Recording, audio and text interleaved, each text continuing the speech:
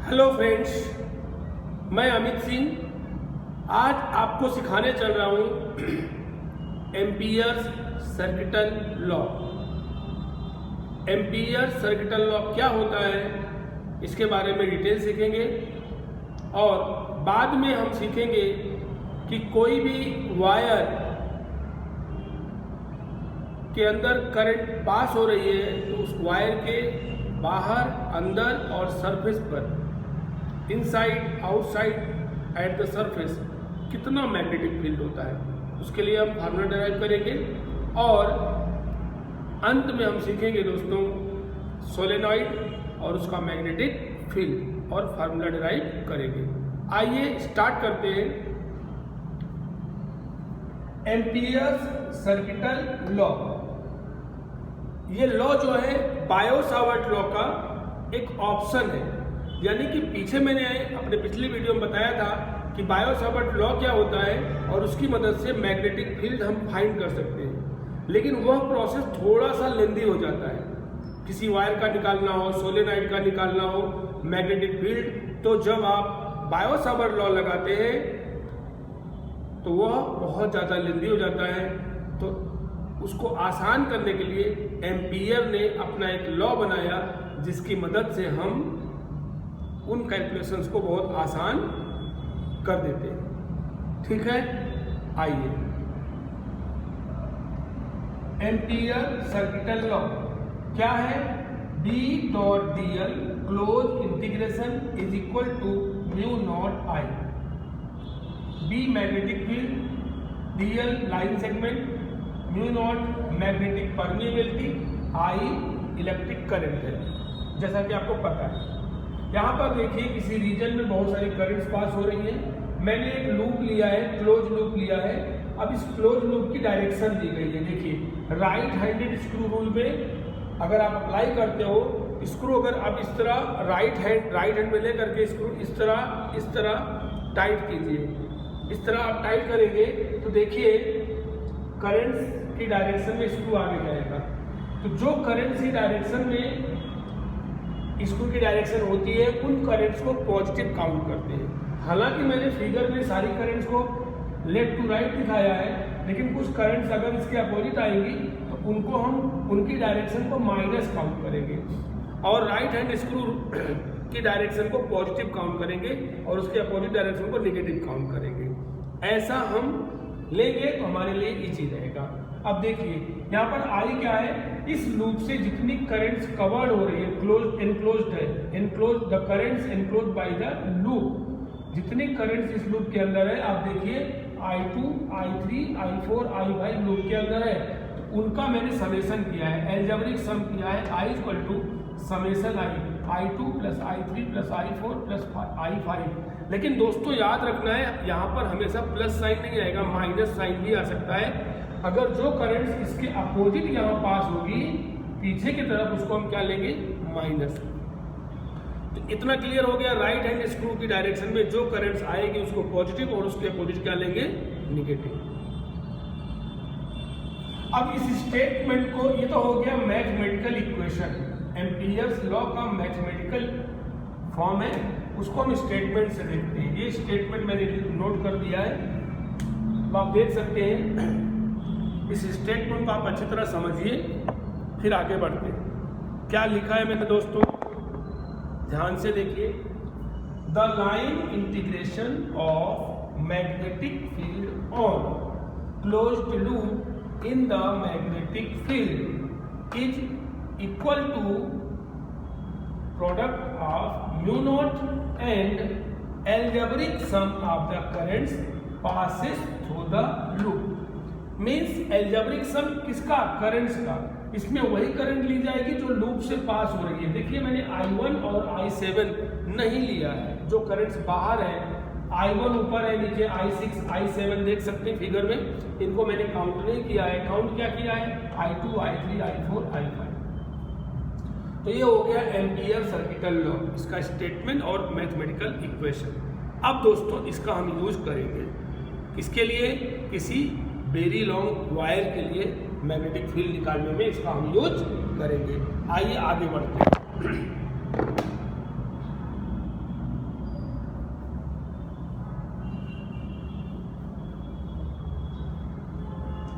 Very long wire, very long current carrying wire, आप दोनों बोल सकते हैं।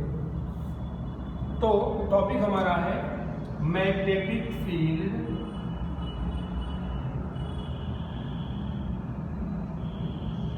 ड्यू टू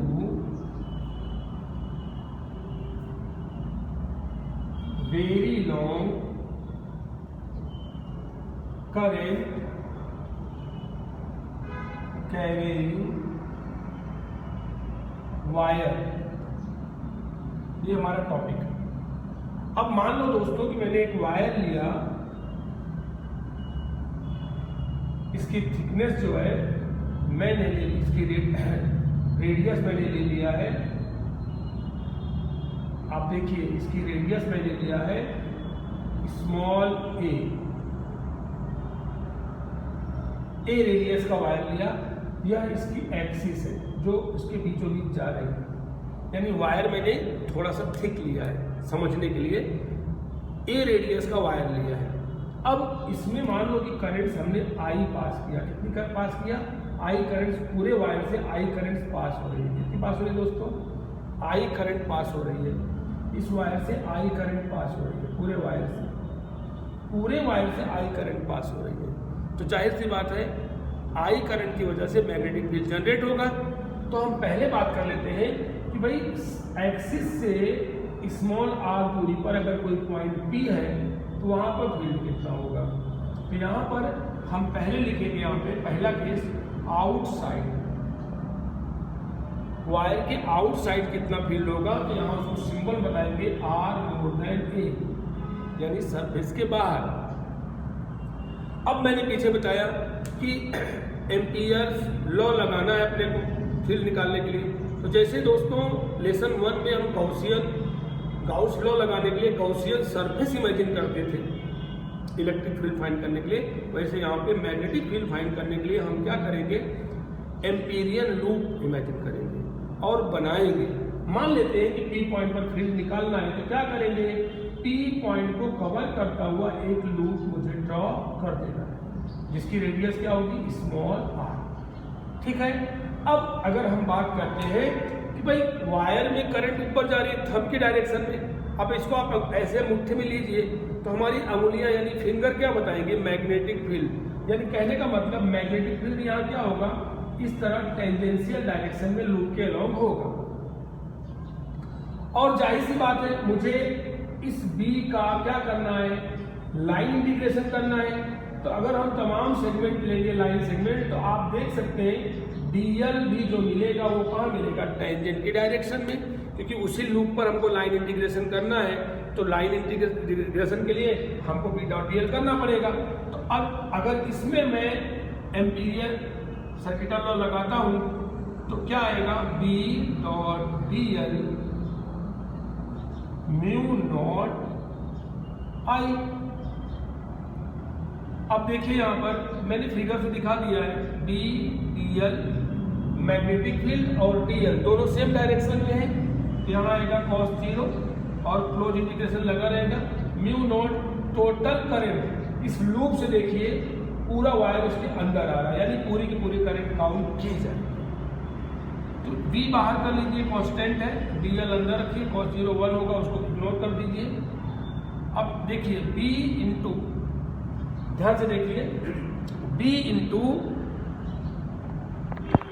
DL का इंटीग्रेशन क्या आएगा दोस्तों, यहाँ देखिए ये लूप है आपका पूरा पूरा, तो लूप का रेडियस क्या है, स्मॉल आर, सर्कल है पूरा, तो सर्कमफेरेंस क्या आएगा, 2 पाई आर, यानी इंटीग्रेशन करने जाएंगे 2 पाई आर आएगा, म्यू नॉट आई। देयरफॉर यहाँ से B क्या मिलेगा, म्यू नॉट आई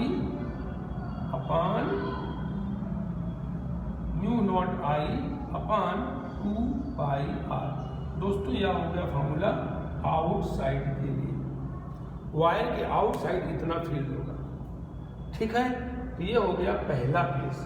अब हम दोस्तों बात करते हैं केस नंबर 2 की, उसको समझ लेते हैं। केस नंबर 2 क्या है,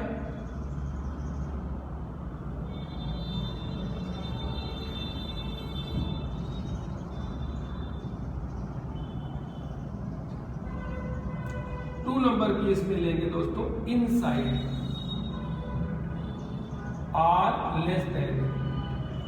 अब यहां चले आते हैं, मान लेते हैं कि मुझे फिर से फील्ड निकालना है। अब मैं क्या करूंगा दोस्तों, एक नया फिगर ले लेता हूं क्योंकि इसमें एक साथ बनाऊंगा तो आप कंफ्यूज हो जाएंगे। अब मुझे अंदर लेना है, मैंने वायर लिया, इसकी रेडियस ये दिखाया, अंदर किसी पॉइंट पर हमको आना है। देखिए तो ये आपका P पॉइंट यहाँ पे है, R लेस देन A यानी A से कम लेना है। इस पॉइंट पर फील्ड निकालना है तो क्या करूंगा मैं, R रेडियस का एक लूप बनाऊंगा, R रेडियस का लूप बनाऊंगा, ये आपका R रेडियस है, ठीक है। अब ये पूरा वायर है, इसके अंदर I करंट पास हो रही है, I करंट पास हो रही है। ध्यान ये देना है यहाँ पर जो I करंट है पूरे वायर से है, ठीक है। अब हम यहाँ पर जब एम्पियर सर्किटल लॉ लगाएंगे तो म्यू नॉट आई ई लिखेंगे। आई ई का मतलब enclosed current enclosed by the loop. Enclose का मतलब हुआ कि जो लूप है ये कितनी करंट एनक्लोज कर रहा है, वो तो हमको पता नहीं, पूरे वायर से आई करंट है, एक कैलकुलेशन कर लेते हैं। The current pass through loop, कितनी करंट पास होगी उसको नाम दे दो आई ई। क्या आएगा, देखो अब टोटल करंट आई है वह पाई ए स्क्वायर से पास हो रही है। टोटल करंट और रेडियस वायर का ए है तो पूरा क्रॉस सेक्शनल एरिया आएगा पाई ए स्क्वायर क्रॉस सेक्शन से आई करंट पास हो रही है। अब ये कितना आएगा cross section, pi are square, उसको मल्टीप्लाई कर दीजिए। यूनिट एरिया से इतनी करंट्स है तो पाई आर स्क्वायर एरिया से कितनी करंट्स होगी, इसको मल्टीप्लाई कर दीजिए। ये आपका आई ई हो गया।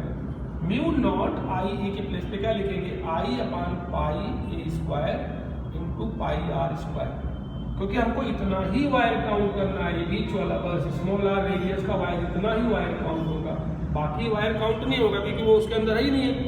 पी को कवर करता हुआ मैंने लूप बनाया ना, तो पी को कवर करता हुआ क्या है, छोटा सर्कल बन रहा है।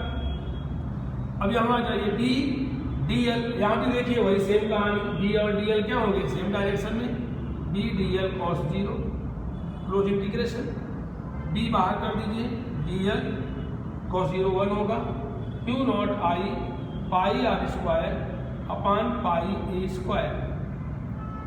अब देखिए बी इंटू डी एल का इंटीग्रेशन क्या आएगा, 2 पाई आर से पीछे हुआ था, mu not I upon pi A square into pi are square. अब जरा ध्यान दीजिए पाई पाई कैंसल, अब यहां से बी कितना आएगा, mu not I are square total upon A square पहले से था, 2 पाई आर और बाहर से आ जाएगा। तो देखिए यहां से आर कैंसिल होगा तो फाइनली कितना बचेगा दोस्तों, mu naught I R upon 2 pi A square. कितना है दोस्तों, 2 पाई ए स्क्वायर। यहां से एक अच्छा रिजल्ट मिल गया हमको। क्या मिल गया दोस्तों, एक अच्छा रिजल्ट मिल गया कि mu not I into R, जबकि पीछे क्या देखा आपने, आर नीचे था और इसमें क्या मिला, आर ऊपर। इसका मतलब क्या हुआ, यहां से रिजल्ट क्या मिला कि जो बी है वो प्रोपोर्शनल टू आर मिला। क्या मिला, बी प्रोपोर्शनल टू आर मिला, जबकि पहले में क्या था, आउटसाइड में B proportional to 1 upon R था, B proportional to 1 upon R था। इसको आप खास नोट कर लेना, इसकी हमको जरूरत पड़ेगी। ठीक है दोस्तों, तो फुल एंड अगर फाइनल फार्मूले की मैं बात करूं तो full final formula inside में क्या मिला हमको, बोलिए, B equal to mu not I R upon 2 pi A square. ये हमारा फार्मूला आ गया दोस्तों। इसके लिए किसी वायर के अंदर अगर हम फील्ड की बात करें ये हमको मिल गया। अब बात करते हैं दोस्तों तीसरा केस, थर्ड केस की बात कर लेते हैं। चलो थर्ड केस की बात कर लेते हैं। अगर कोई आपसे पूछे कि सरफेस पर क्या होगा, at the surface means R equal to A के लिए तो देखिए ये आपका बी इन आया, क्या आया, mu not I R upon 2 pi A square, और बी आउट कितना आया था आउटसाइड में, mu not I upon 2 pi R आया था। अगर r की वैल्यू आप a रखोगे, देखिए r की वैल्यू a कैंसिल होगा तो mu naught I upon 2 pi a बचेगा, क्या बचेगा, b सरफेस, यहाँ से क्या मिलेगा, म्यू not I upon 2 pi a, क्योंकि आप r इक्वल टू a रखोगे, a कैंसिल, यहाँ पे देख लीजिए b सरफेस, इससे क्या आएगा, r इक्वल टू a रखिए तो mu naught I upon 2 pi a, यहाँ भी वही आएगा। इसका मतलब दोनों ही फार्मूले हमारे क्या है, वैलिड, यानी जो दोनों फार्मूला मैंने निकाला इनसाइड आउटसाइड के लिए, दोनों में देखिए दोनों ही फार्मूले से जो भी सरफेस आया वो क्या आया, इक्वल आया। ठीक है, तो दोस्तों आपको ये फार्मूला हमेशा याद रखना है, आउटसाइड क्या होगा, इनसाइड क्या होगा, और सरफेस पर कितना फील्ड होगा। आइए थोड़ी सी बात कर लेते हैं ग्राफ की, ग्राफ की बात कर लेते हैं दोस्तों।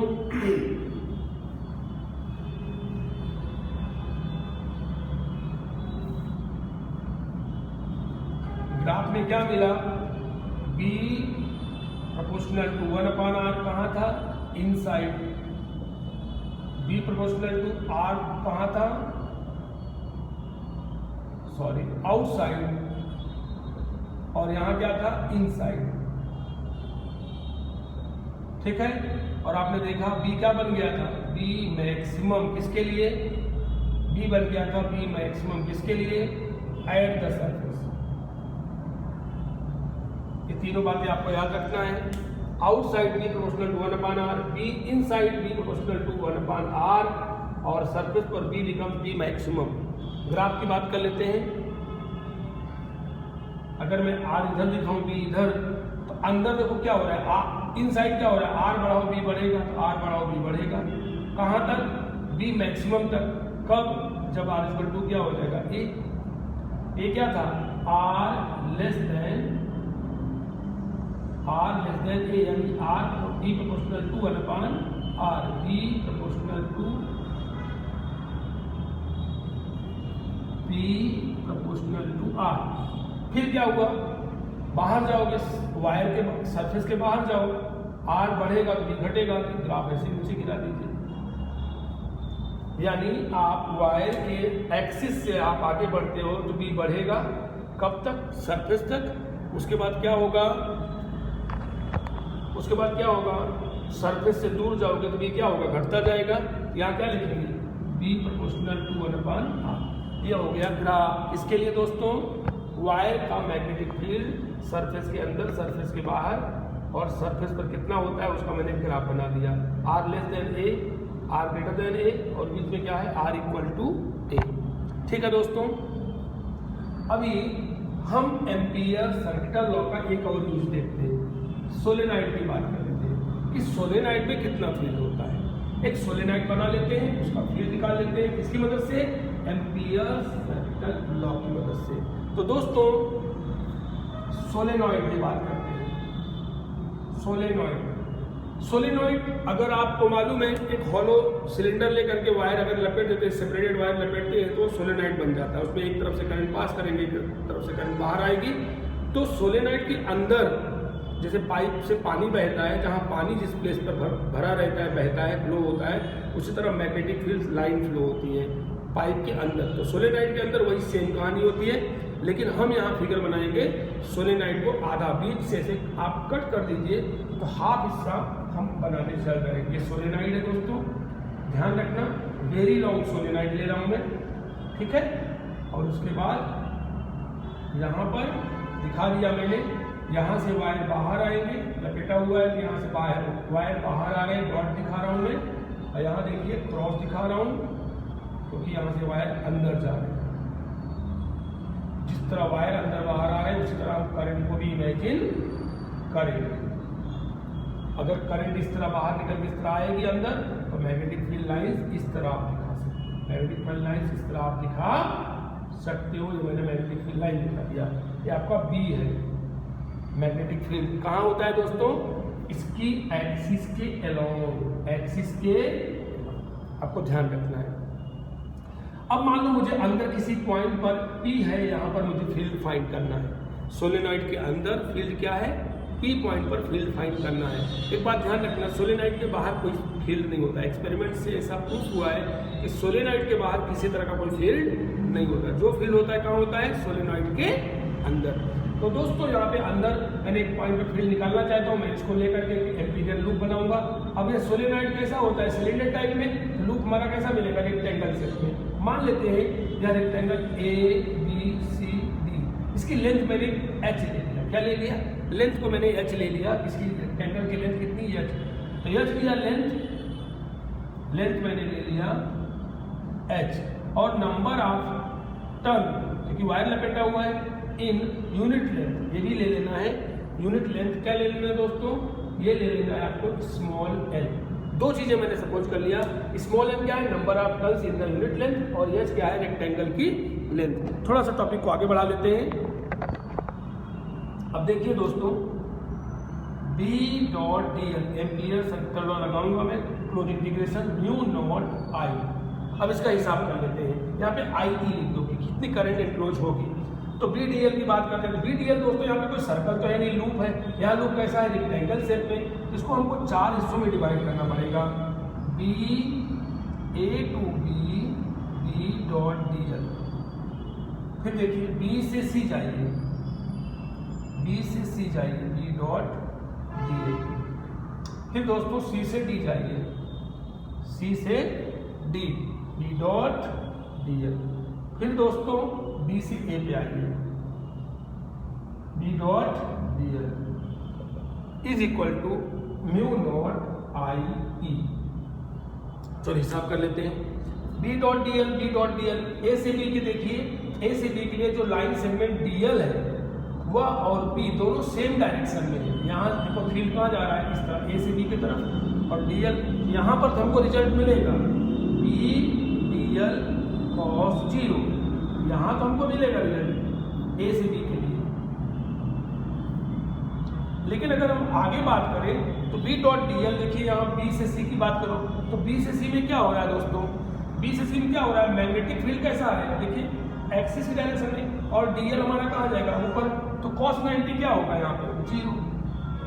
बाहर की बात करो CD में, तो CD में क्या है, सोलेनॉइड के बाहर है, वहाँ कोई मैग्नेटिक फील्ड नहीं है। अगर B 0 हो गया तो टोटल वैल्यू 0 हो गई। सिमिलरली D से A पे आइए, यहाँ मैग्नेटिक फील्ड कैसा मिलेगा, लूप के परपेंडिकुलर, क्योंकि देखो लूप नीचे की तरफ जा रहा है, DL कहाँ जा रहा है, नीचे की तरफ, B आगे की तरफ जा रहा है, 90 यहाँ पे 0। इसका मतलब क्या हुआ, 1 पहला बचेगा, बाकी B to C, C to D, D to ये 0 हो जाएगा। म्यू नॉट IE की बात कर लो। IE मतलब enclosed current enclosed by the loop. Loop ने कितनी करंट एनक्लोज किया है, मैंने क्या लिया, नंबर ऑफ टर्न्स N लिया है। कुल कितनी लेंथ है, NH, N into H, total length. H into N means total number of turns. N क्या है, number of turns in the unit length, और H क्या है, टोटल लेंथ। तो लूप की लेंथ H है, उसमें अगर N से मल्टीप्लाई करूं तो यहाँ पे कितने टर्न्स होंगे, कितने वायर है ये, इनकी गिनती यहाँ पे आ जाती है, कैलकुलेशन। और एक वायर में आपको पता है करंट मैंने कितनी पास करने के लिए बोला है, I, इसको आप मल्टीप्लाई कर दीजिए। अब देखिए यहाँ पे कुल हिसाब करेंगे, अगर हम हिसाब में क्या मिलेगा,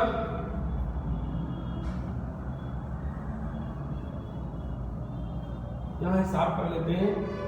हिसाब में क्या मिलेगा दोस्तों, A to B B.dl, तो आपने देखा क्या, B.dl, B बाहर कर दीजिए, A to B.dl cos 0 note कर दीजिए, 1 हो जाएगा, सब छोड़ दो, उधर आएगा म्यू नॉट NHI, और DL A से B रेक्टेंगल के लिए तो मैंने कितनी लिया है, H, mu naught NHI, H cancel, तो B कितना आएगा दोस्तों, म्यू नॉट NI।